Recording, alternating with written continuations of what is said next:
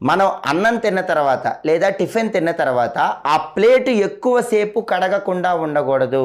ప్లేట్లు ఎక్కువసేపు కడగకుండా ఉంచితే కూడా లక్ష్మీదేవి కరుణ తగ్గిపోతూ ఉంటుంది.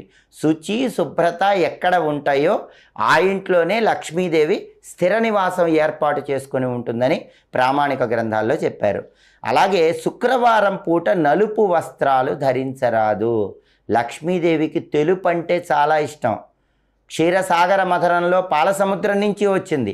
శుక్రవారం పూట ఎవరైతే తెలుపు వస్త్రాలు ధరిస్తారో వాళ్ళని లక్ష్మీదేవి తొందరగా అనుగ్రహిస్తుంది. ఎవరైనా తెలియక శుక్రవారం నలుపు రంగు వస్త్రాలు వేసుకున్నారనుకోండి, వాళ్ళకి లక్ష్మీదేవి కరుణ తగ్గిపోతుంది. అలాగే ఎట్టి పరిస్థితుల్లో ఇంట్లో ఉత్తర దిక్కులో నలుపు రంగు వస్తువులు ఉండకూడదు. ఉత్తరం అంటే అది కుబేరుడికి సంబంధించినటువంటి దిక్కు, ధనానికి సంబంధించిన దిక్కు. ధనానికి సంబంధించిన ఉత్తర దిక్కులో